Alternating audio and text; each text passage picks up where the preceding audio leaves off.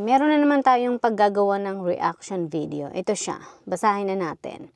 Sabi niya, nag-iisa lang akong anak ng tatay ko. May stepmom ako for 12 years na. Mother ko matagal nang wala. Parehas sila nagsusustento sa akin. Kaya grateful din ako. Mga footwear ang business ng papa ko sa mga public market kung saan may market day. Since high school ako, lagi ko naririnig sa stepmom ko na mag-aral ako ng maayos para pag nakatapos na ako, titigil na daw sila magnegosyo at uuwi na daw sila sa hometown nila. Ngayon po, 4th year college na ako. Besperas ng Pasko pero masama ang loob ko. Dahil naririnig ko na nag-uusap ang stepmom ko at papa ko. Sabi ng stepmom ko, 4th year na si Dana. Pag nakagraduate na siya, umuwi na tayo sa atin. Imposible naman kung di yan magpapadala sa atin. Natigil bigla ang mundo ko. Walang imik ang papa ko. Di nagsasalita. After namin kumain, kinausap ako ng stepmom ko. Matatanda na kami. Gusto na din naming magpahinga, yung walang stress. Kung sa trabaho walang problema at tutulungan ka ng tita mo makapasok. Kung mag-a-abroad ka, walang problema. Basta buo na ang desisyon namin na pag nakagraduate ka na, uuwi na kami sa probinsya. Tingnan mo si pinsan mo nagpapadala sa parents niya sa probinsya, etc. etc. Di ako umimik. Then tinanong niya ulit ako, ano bang balak mo pag nakagraduate ka na? Sagot ko, di ko pa alam sa ngayon. Pero may plano talaga ako. Ayoko lang malaman nila kasi alam kong sila pa rin ang masusunod. I am 25 right now. Father ko 51. Stepmom ko 50. Wala silang anak. And malalakas pa naman sila sa tingin ko. Di ko maiiwasan mag-compare sa yung mga ibang parents sa kanila. Kasi feeling ko gagawin nila akong bangko soon. Dagdag pa ng stepmom, isipin mo may sakit ako sa puso. Si papa mo may high blood, pero nagtitinda pa rin kami para makatapos ka. Kay papa, ni isang salita wala akong narinig sa kanya, kaya pakiramdam ko nag-agree na lang siya sa stepmom ko. Wala akong boyfriend. Gusto ko lang maayos ang buhay ko para makapag-provide naman ako sa kanila sa sarili ko. Sa kanila at sa sarili ko. Natatakot ako. Iniisip ko paano pag dumating yung time na gusto ko na din magkapamilya. Sure ba na kaya ng sahod ko soon? Need ko pa sana ng advice. Gusto kong kausapin ng papa ko, pero di ko alam ano at paano ko sasabihin sa kanya. Sa dami ng nabasa kong confessions, kagaya ng soon-to-be situation ko, natatakot ako para sa sarili ko. Marunong naman akong tumanaw ng utang na loob. Di rin ako palasagot sa kanila. Tumutulong din ako sa pagtitinda kapag wala akong pasok. Pag malakas ang bentahan, minsan ina-absent ko na yan para makatulong sa kanila. Ngayon parang nape-pressure ako sa future. Lalo na ngayon na habang nag-OJT ako ay sinasabayan ko ng self-review for board exam soon. May plano naman ako pero parang ibang plano ata ang masusunod.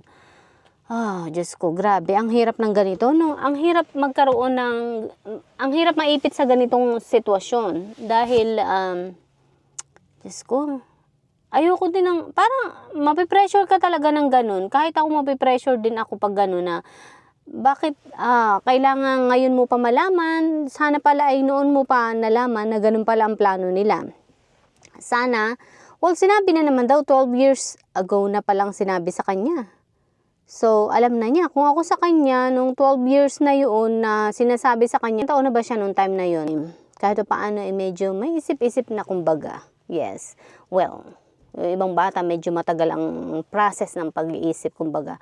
Or matagal mag-matured. So, bata pa rin. Pero yung iba is medyo mature na kagaya ko. Maaga akong nag-mature. Yes.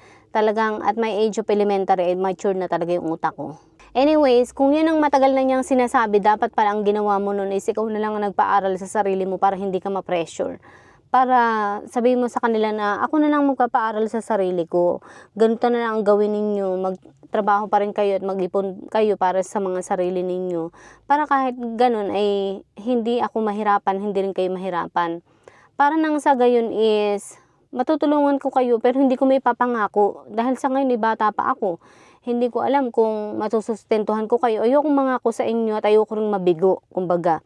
Pero ang may papangako ko lang is pag-aaralin ko yung sarili ko ganyan. Para kahit paano is hindi ako kailangang ma-pressure na mangako sa inyo na susustentuhan ko kayo. Mahirap yung gagawin niya, 'di ba? Mahirap yun. And 50 is, bata pa rin ang 50, alam nyo ba? Kasi ako 40 pa lang ako. 50 is wala pa sa retirement age. Dito nga mga tao nagre-retire this at age 65, 68. So napakabata pa. Dapat wag muna kayong tumigil sa pagtatrabaho para ito masasabi ko sa inyo, sa mga parents ano.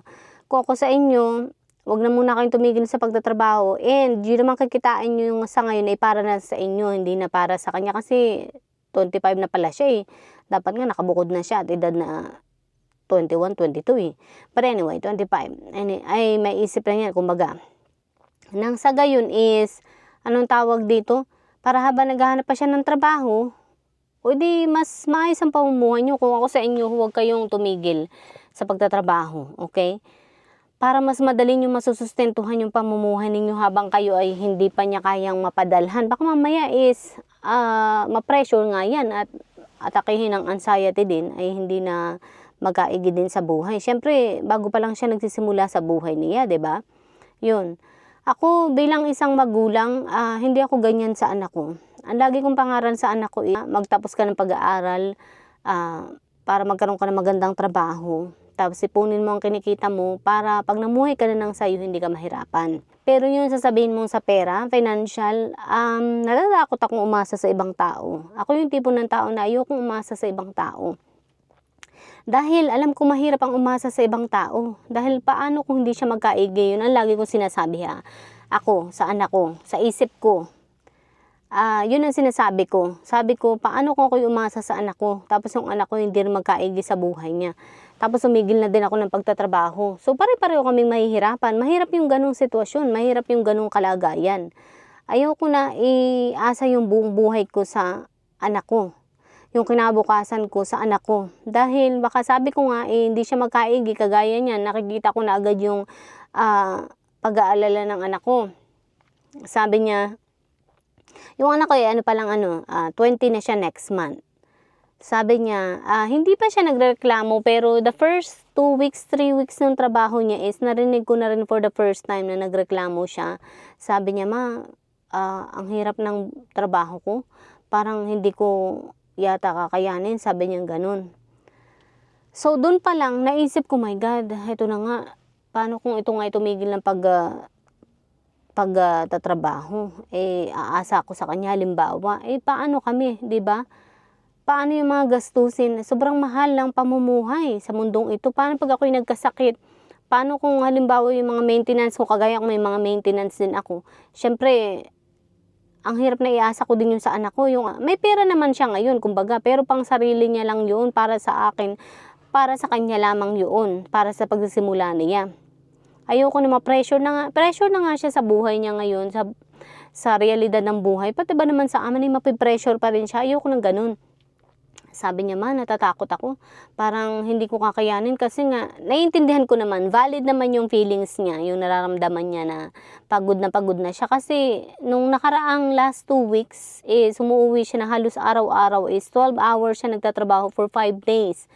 Kaya naiintindihan ko na talagang pagod at mababurnout ka talaga yung nararamdaman mo. Kaya naiintindihan ko siya. Kaya sabi ko sa kanya, paano? Susuko na ba?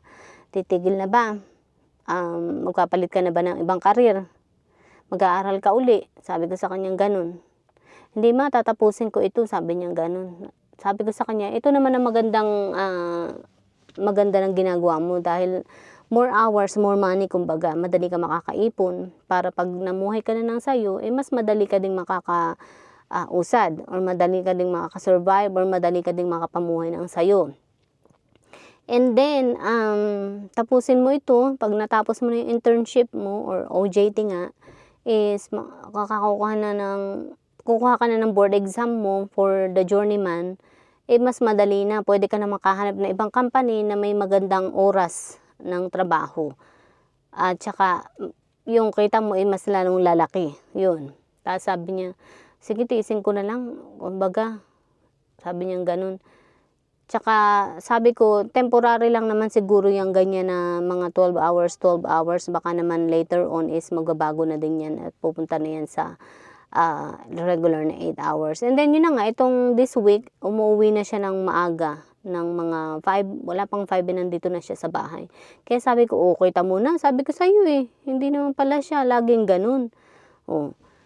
So yun, pero nabuhayan uli ako ng pagkakataon. Pero sa loob ko nung nakaraan, nung sinabi niya yun, para akong namatayan ng, yung nararamdaman ko is para akong yung nahirapan din sa loob ko. Dahil sabi ko, kung ako aasa sa anak ko, Diyos ko, ang hirap. Yung anak ko medyo parang mahina din ang loob nito. Pero alam naman niya na siya ay titira na ng kanya, mamumuhay na siya ng kanya uli. Pag baka next year is mamuhay na uli siya ng kanya. Yun.